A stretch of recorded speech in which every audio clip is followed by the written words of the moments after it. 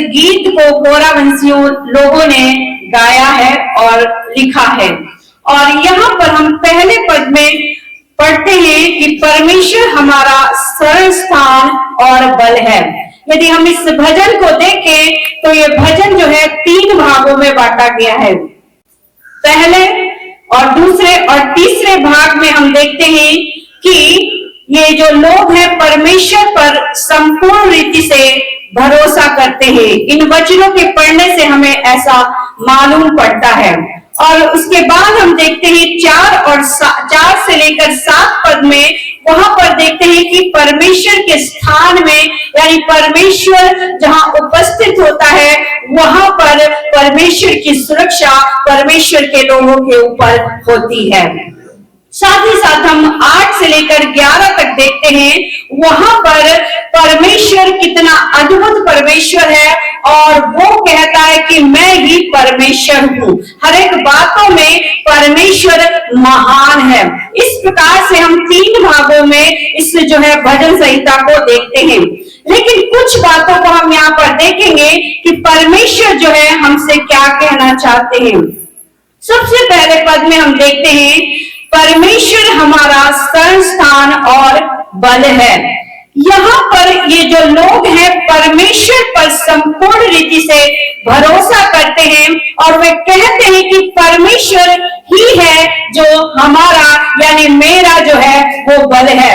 इन्होंने देखा और समझा है कि इस दुनिया में या कहीं और जो है वो उनका बल नहीं है, वहां से उन्हें सामर्थ्य नहीं मिलती है, वहां से उन्हें शक्ति नहीं मिलती है। परंतु जब परमेश्वर पर भरोसा रखते हैं तो उनका जो है बल जो है और बढ़ जाता है। उनके जीवन में उनके शांति और एक भरोसा और भी बढ़ जाता है। उन्हें परमेश्वर की शक्ति प्राप्त होती है। यदि हम देखें इस संसार में तो हम बहुत सारी बातों में दुखी होते हैं, बहुत सारी बातों में हम परेशान होते हैं। हम जब जिंदगी के रास्ते पे चलते हैं तो समस्याओं का, उन संघर्षों का हम सामना करते हैं और जब हम सामना करते हैं तो देखते हैं कि हमारा जो मन है वो उदास हो जाता है और उसके कारण हमारा जो है बल जो है कमजोर हो जाता है। कई बार एक व्यक्ति जो होगा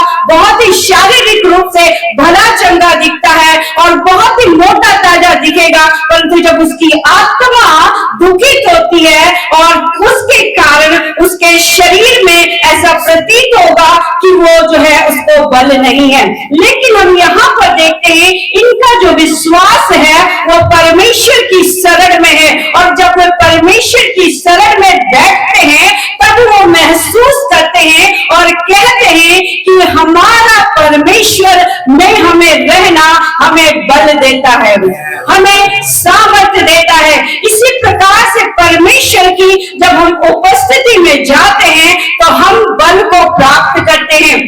बहुत सारे ऐसे कमजोर लोग होंगे, वो लोग जो है बड़े बड़े कार्यों को करते हैं, उनके जीवन में कुछ भी अच्छी बात दिखेगी नहीं, असंभव बातें होंगी जो उनको करना मुश्किल होगा। लेकिन जब परमेश्वर की सामर्थ में परमेश्वर को अपना धाम मान लेते हैं, परमेश्वर को अपना शरण स्थान मान लेते हैं तो उन्हें परमेश्वर की ओर से शक्ति प्रदान होती है, परमेश्वर की तरफ से सामर्थ प्रदान होती है और उस असंभव कार्य को जो वो स्वयं नहीं कर सकते वे परमेश्वर की सामर्थ में होकर के करते हैं। इसी प्रकार से परमेश्वर का वचन यहाँ पर कहता है कि परमेश्वर हमारा शरण स्थान है। आज परमेश्वर हमारा और आपका भी शरण स्थान है। हम कभी भी अपने जीवन में यदि महसूस करें कि हम कमजोर हैं और बहुत सारी ऐसी बातें हैं जिनके कारण हमको ऐसा लगता है कि शायद ये बातें हमारे जीवन में पूरी नहीं हो सकती, लेकिन जब हम परमेश्वर की उपस्थिति में आएंगे और परमेश्वर को अपना धाम मान लेंगे, परमेश्वर को अपना श्रेष्ठ स्थान मान लेंगे तो परमेश्वर हमें हर एक कार्य को करने के लिए बल और सामर्थ्य देगा और उस बल और उस सामर्थ्य को प्राप्त करके परमेश्वर में होकर के हम विजय को प्राप्त करेंगे और परमेश्वर हमें विजयी जीवन से भर देगा। और दूसरे पद में यहाँ पर पढ़ते हैं, इस कारण हमको कोई भय नहीं, चाहे पृथ्वी उलट जाए और पहाड़ समुद्र के बीच में डाल दिया जाए, और चाहे समुद्र गरजे और फेन उठाए और पहाड़ उसकी बाढ़ से कांप उठे। यहाँ पर जो भी समस्याएं आएंगी, कितनी भी बड़ी या भारी समस्याएं आए, उन सब से परमेश्वर हमें विजय देने वाला परमेश्वर है, जो अपने जीवन का सरल स्थान परमेश्वर प्रभु यीशु मसीह को मान लेता है। उसके जीवन में वो कोई भी समस्या है, कोई भी पहाड़ के रूप में, पहाड़ के जैसी जो समस्याएं हमें नजर आती हैं, वे हमारा कुछ भी बिगाड़ नहीं सकती हैं, क्योंकि परमेश्वर हमारा भरोसा और हमारा सरल स्थान है। चौथे पद में इस प्रकार से पढ़ते हैं, एक नदी है जिसकी नहरों से परमेश्वर के नगर में अर्थात परम प्रधान के पवित्र निवास स्थान में आनंद होता है। यहाँ पर एक नदी के विषय में वर्णन किया गया है। यदि हम देखें तो परमेश्वर के वचन में से सीखते और जानते हैं कि वो नदी कौन है, और उस नदी में होकर के जब हम जाते हैं या हम अपने जीवन को रखते हैं, तो परमेश्वर हमें आशीषों से भरता है। और वो नदी जो है वो प्रभु यीशु मसीह स्वयं है। और उसमें जब हम आते हैं या उसको अपने जीवन का आधार बना लेते हैं, तो परमेश्वर का वचन कहता है, उसकी नहरों से परमेश्वर के नगर में अर्थात परम प्रधान के पवित्र निवास स्थान में आनंद होता है।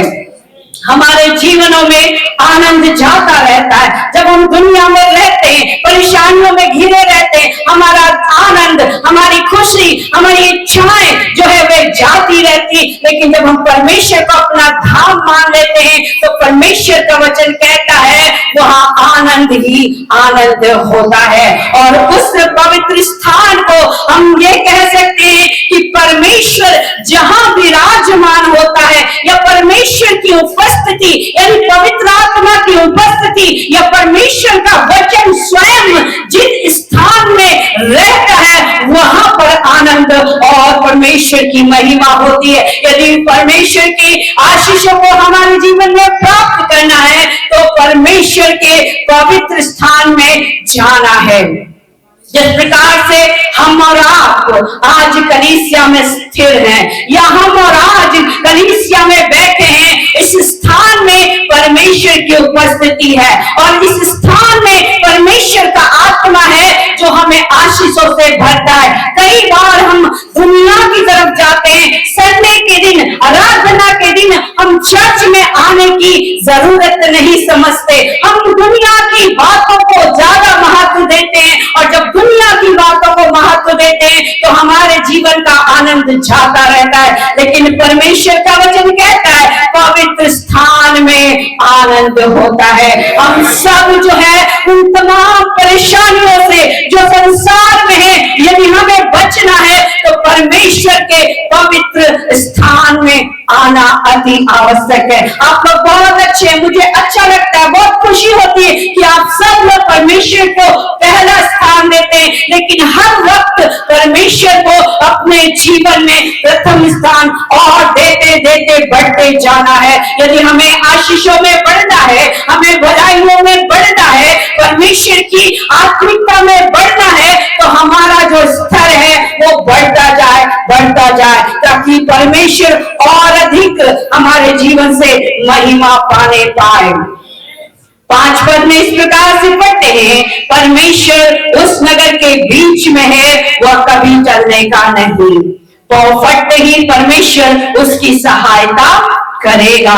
परमेश्वर के उस नगर में जो परमेश्वर का स्थान है वो कभी भी टलेगा नहीं। यदि परमेश्वर की उपस्थिति में हम और आप चलेंगे, कितनी भी बड़ी बातें, कितनी भी कठिन बातें हमारे जीवन में आए, हम कभी भी गिरेंगे नहीं, हम कभी भी निराश नहीं होंगे, हम कभी भी परेशान नहीं होंगे, क्योंकि परमेश्वर के पवित्र स्थान में हम वास करने पाएंगे। और जो परमेश्वर के पवित्र स्थान में वास करेगा, परमेश्वर उसके साथ रहेगा और वो कभी भी टलेगा नहीं,